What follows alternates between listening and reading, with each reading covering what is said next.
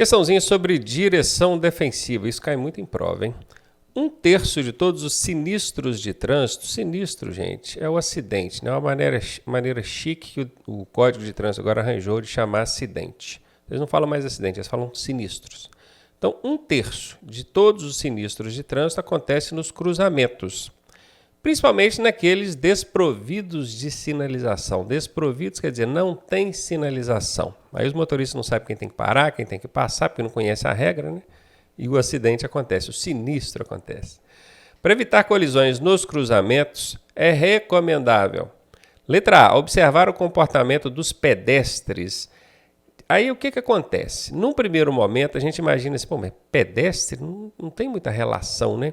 Até porque com pedestre a gente não colide, a gente atropela um pedestre. Colisão é entre veículos.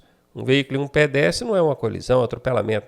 Pois é, mas a gente deixa de ampliar o pensamento quando fecha nessa ideia que eu acabei de passar aqui, porque às vezes desviando de um pedestre, aquele pedestre desatento que entrou na sua frente, você vai desviar ou tenta fazer uma manobra evasiva ali e acaba colidindo com outro veículo, ou com um poste, ou com uma placa, uma lixeira, não é mesmo? Isso é muito comum. Então, sim, é importante observar o comportamento dos pedestres, sim, tá? Vou deixar aqui um ok. Respeitar as regras de preferência? Bom, se não tem sinalização, tem que respeitar as regras de preferência, né? Quem tem preferência? Quem não tem? Claro que isso é uma coisa que eu devo fazer. Observar o comportamento dos outros condutores? Principalmente, né? Porque às vezes eu tenho a preferência, mas eu estou de olho no outro. Se eu vejo que ele vem em velocidade um pouco mais avançada, não está com um cara que vai respeitar a minha vez, eu paro, não é? Isso é direção defensiva. A, B e C servem como resposta. Então, nesse caso, vou marcar a letra D, que diz todas as afirmativas acima estão corretas. Lembre-se do macete, hein? Se tiver que chutar, chuta com macete. Com macete ajuda. 80% das vezes que tem esse todas aqui, essa é a resposta. E, nesse caso, funcionou de novo o macete.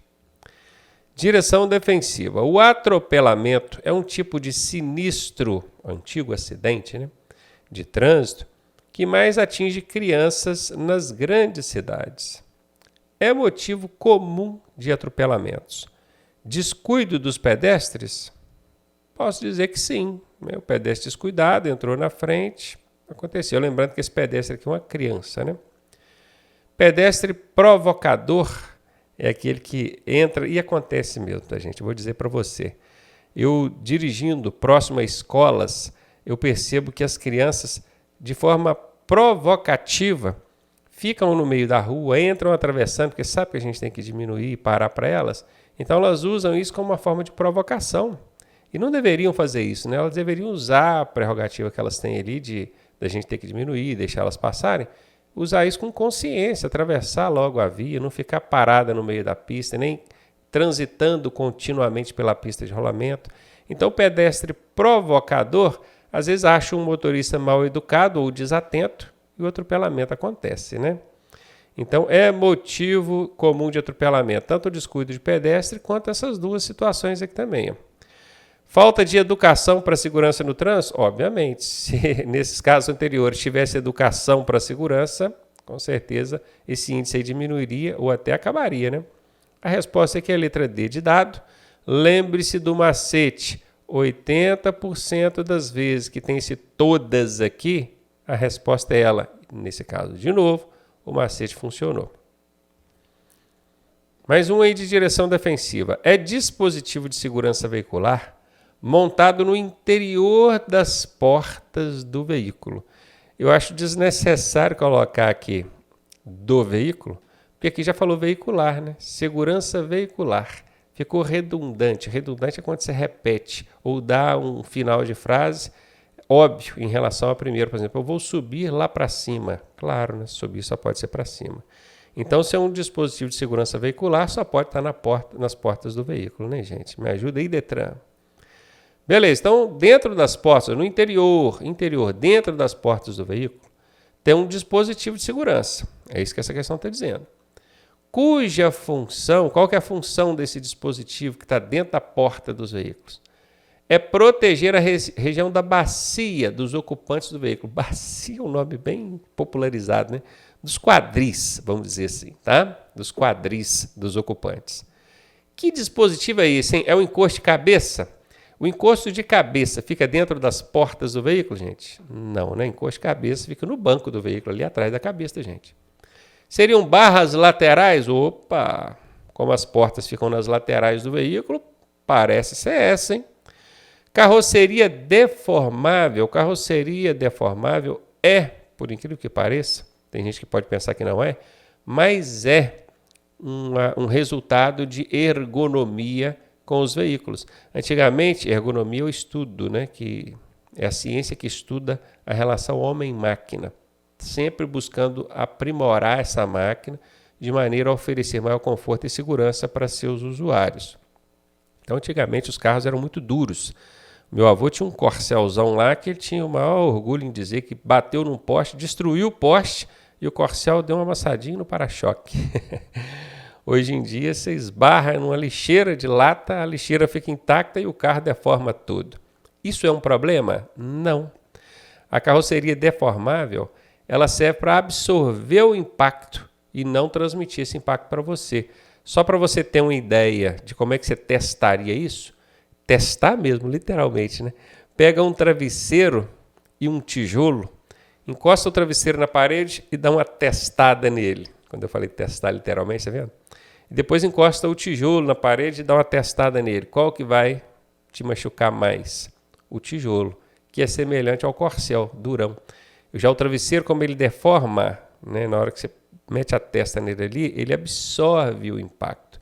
Então, a carroceria de veículo deformável absorve o impacto. E isso, obviamente, oferece maior segurança para os ocupantes do veículo. Não transmite a força do impacto para os ocupantes. Só que não tem nada a ver aqui com o que a questão está pedindo. Eu acabei dando uma mini aula aqui sobre carroceria deformável, que se caísse numa outra questão, você já está ligado. Então, não tem nada a ver. O airbag também não fica dentro das portas, né, gente? Não tem nada a ver.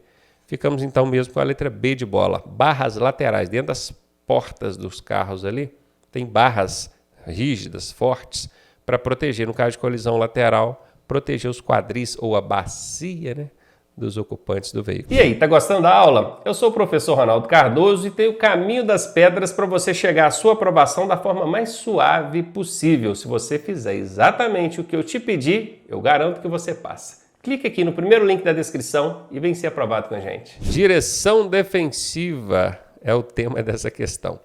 Sobre os motociclistas, assinale a alternativa incorreta. Preste muita atenção quando a questão pedir a incorreta. Porque a gente começa a ler as alternativas, esquece que a questão está pedindo a incorreta e a primeira correta que a gente acha, a gente vai e marca. Eu mesmo faço isso, mesmo chamando tanto a atenção de vocês. Então vocês pensam assim, coisa boba, ninguém vai fazer uma besteira dessa. Eu faço. Eu resolvo questões, muitas e muitas questões todos os dias e eu viro e mexe, eu cometo esse erro, essa desatenção. Então cuidado com isso, tá? Letra A, devem sinalizar suas intenções. Quer dizer que os motociclistas devem sinalizar suas intenções de manobra por meio de gesto de braço ou luz indicadora de direção. Bom, a luz indicadora de direção é a seta, né? Eu quero fazer uma manobra, mudar de direção para a direita, para a esquerda, qualquer manobra, mudar de faixa, eu devo dar seta, beleza. Mas o motociclista, ele pode usar o gesto de braço para sinalizar, porque aqui fala ou, né? Ó. No caso, ele deixaria de ligar a seta para sinalizar com o braço apontando para um lado ou para o outro. Isso não é perigoso? Isso é certo? O que você acha? Pode, gente. Por incrível que pareça, a legislação de trânsito não vê isso como perigoso e dá como procedimento correto, inclusive previsto no Código de Trânsito Brasileiro. Então, o motociclista pode sinalizar tanto com a seta quanto com o braço. Isso vale também para motoristas de outros veículos, tá? Então, aqui está certa, eu estou procurando a incorreta, não vou marcar essa. Letra B, devem manter distância de segmento. Claro, eu estou atrás de um veículo, eu tenho que manter distância seguindo ele, para evitar serem surpreendidos por buracos e bocas de lobo. Então não é nem tanto colidir com a traseira do veículo da frente. O problema é que o automóvel que está na frente, ele vê um buraco, isso é muito comum. Eu estou dirigindo um carro, eu faço isso. Eu divido o buraco mais ou menos no meio do carro ali, então nem as rodas do lado direito, nem as rodas do lado esquerdo passam no buraco. Mas o motociclista que está vindo exatamente atrás, sobra o buraco para ele, né? De supetão. Boca de lobo é bueiro, né? Em alguns lugares do Brasil o pessoal conhece como boca de lobo. Isso aqui é certo. Eu estou procurando a incorreta, não vou marcar essa. Letra C. Eles devem evitar se posicionar no ponto cego dos automóveis. Sim, automóveis e caminhões e ônibus, especialmente caminhões e ônibus, tá?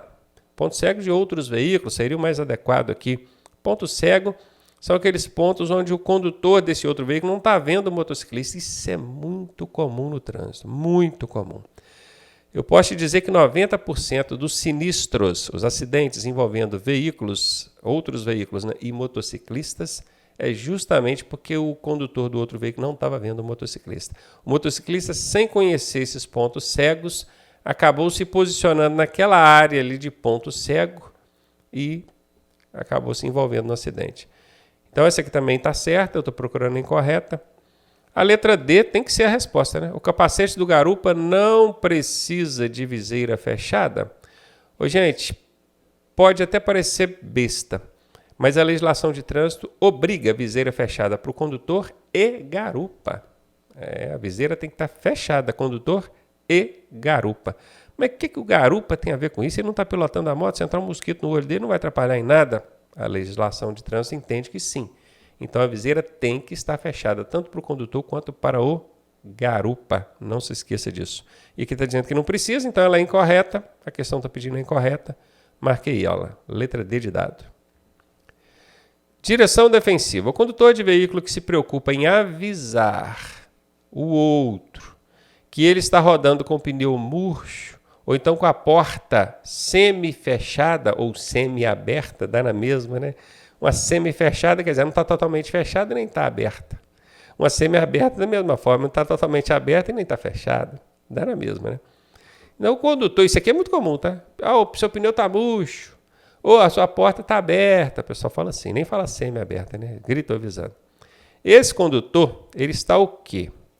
Ele está cumprindo a legislação de trânsito? Quer dizer que consta na legislação de trânsito que quando eu ver alguém com pneu murcho ou com a porta semi-aberta, eu tenho que avisar ela? Não consta isso na legislação de trânsito não, tá? Então eu já vou riscar isso aqui. Ele está comprometendo a sua atenção no trânsito, quer dizer, ele deixou de prestar atenção naquilo que deveria e foi avisar o outro, que não tem nada a ver com isso, que a porta dele está aberta ou o pneu está murcho.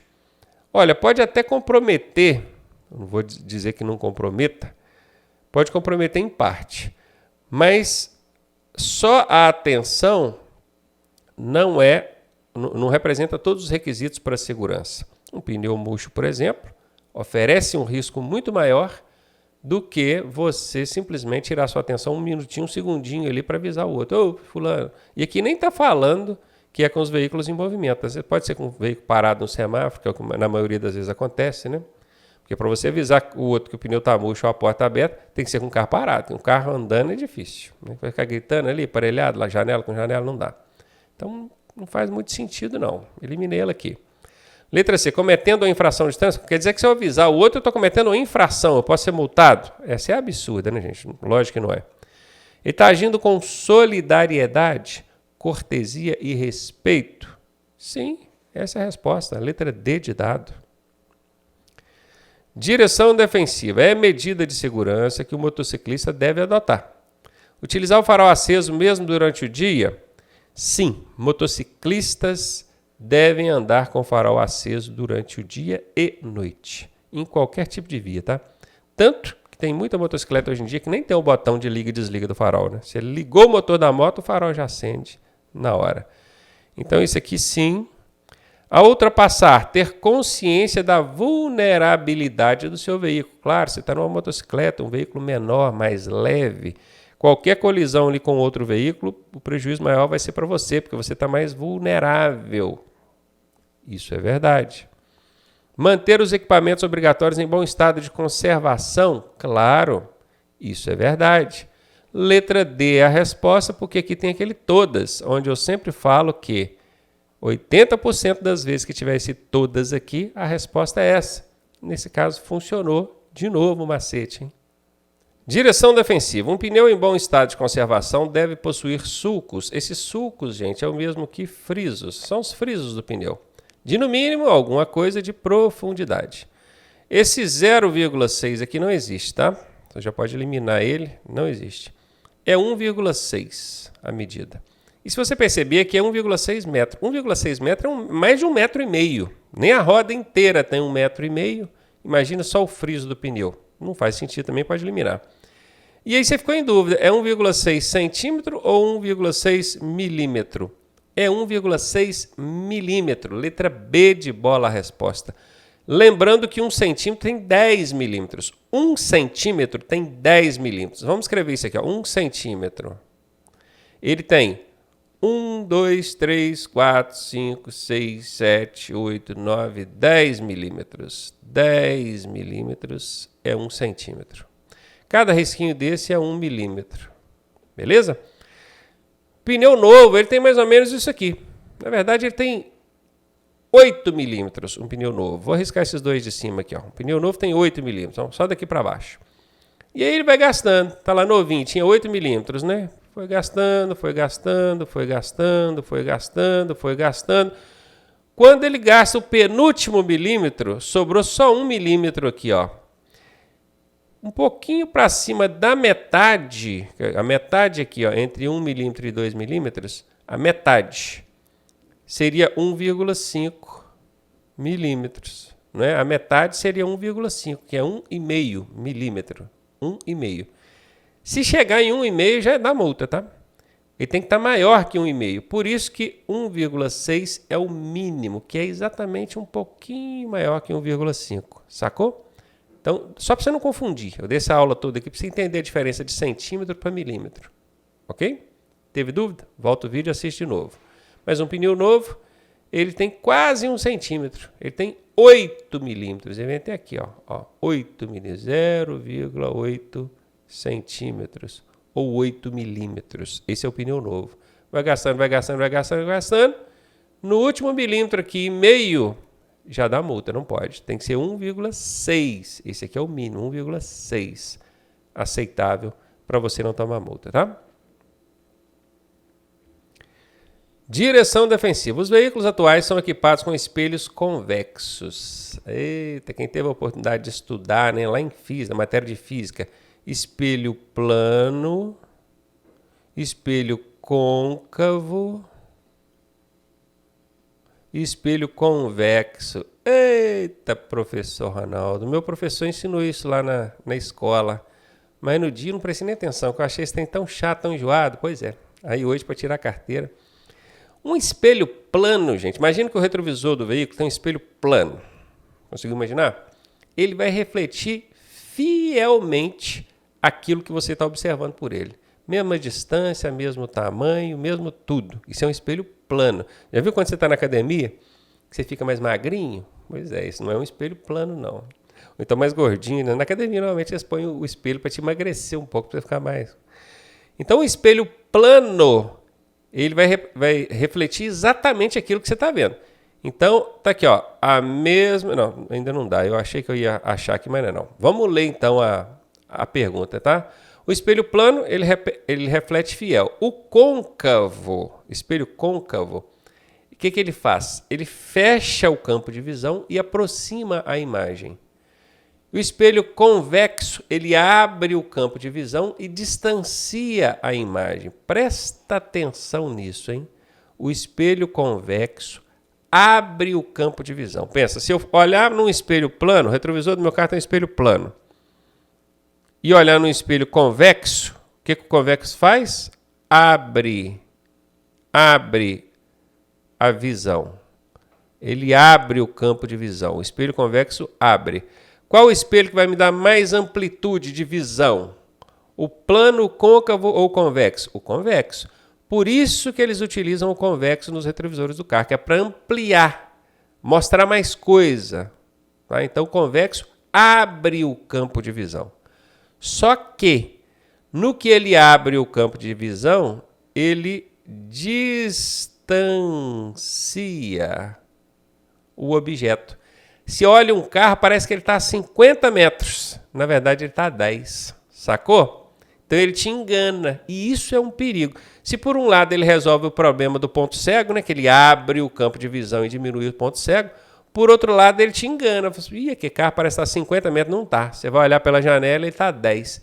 Esse é, inclusive, um dos motivos que o D3 exige que você olhe pela janela também, e não só pelo retrovisor. Quando o carro está parado, tudo bem, mas com o carro em movimento isso é complicado, né? Guardou isso? O convexo amplia o campo de visão. Esse é o ponto positivo. Mas qual que é o ponto negativo? Ele distancia a imagem. E ele te enrola. Você acha que o carro está longe, na verdade ele está perto. E é isso que a questão está pedindo aqui, ó. Que é para você tomar conhecimento disso e chegar na hora do trânsito não fazer mais nota, né? Os veículos atuais são equipados com espelhos convexos. Esse aqui, ó. Se você olhar um veículo através de um retrovisor desse, a real posição dele, do veículo, é o quê? Exatamente a visualizada no espelho? Não é exatamente a visualizada. A mesma quando visualizado no espelho plano? Não, o espelho plano ele te dá uma visão, o convexo te dá outra. Cada um desses aqui dá um tipo de visão. Mais distante do que parece, aqui é que a galera se enrola. Você olhou o veículo lá pelo espelho convexo. Ele está mais distante do que parece? Qual que é a real? Ó? A real posição desse veículo é mais distante do que parece? Quer dizer que você está vendo lá ele a 50 metros, mas na verdade ele está mais de 50 metros? Não, é o contrário. Ele não está mais distante do que parece, ele está mais próximo do que parece. Você olha, parece que ele está a 50 metros, mas na real ele está mais próximo, ok? 100% das pessoas se enrola na hora de responder isso aqui em prova. Então assista de novo o vídeo, e de novo, até você entender, para não confundir isso mais. Ou simplesmente decore, né? O espelho convexo, que é ele que é usado nos veículos hoje, abre o campo de visão, mas distancia o veículo. Então, na verdade, você está vendo ele a 50 metros, mas na verdade ele está a 10 metros. Ele está distanciando, ele está botando o veículo mais longe, está te enganando. Na real, o veículo está mais próximo do que parece. Letra D de dado. Difícil, né? Pois é. Direção defensiva. Indique a hipótese de ocorrência de travamento de rodas. Travamento de rodas. Qual dessas situações aqui é uma hipótese que vai ocorrer esse travamento? Quando o atrito do sistema de freio nas rodas é menor do que o atrito do pneu com solo. Veja bem. Eu aperto o freio. Se o atrito ali do freio na roda é menor do que o atrito do pneu com solo, a roda não vai travar. Ela só vai travar quando o freio for maior, mais forte. Então aqui está errado. Quando o veículo em desaceleração tende a sair de traseira de uma curva. Puseram isso aqui só para encher linguiça.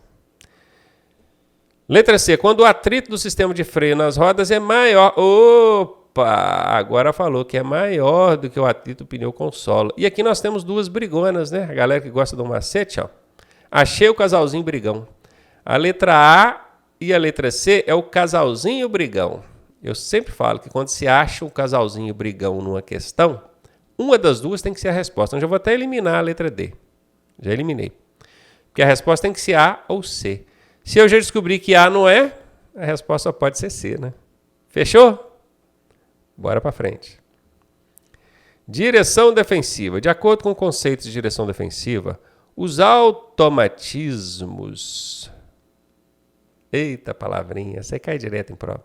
Os automatismos do condutor podem ser corretos ou incorretos. Qual alternativa não corresponde a automatismos? Vou dar aqui exemplo, primeiramente, de automatismos corretos e incorretos. Gente, automatismo vem de automático. É uma coisa que acontece involuntariamente, sem você ter que pensar naquilo. Por exemplo, eu já automatizei da seta. Eu não consigo virar para lá, virar para cá sem dar seta. E eu fico vendo alunos sendo reprovados, dizendo, esqueci da seta. Ele esqueceu porque ele ainda não automatizou, não ficou uma coisa automática.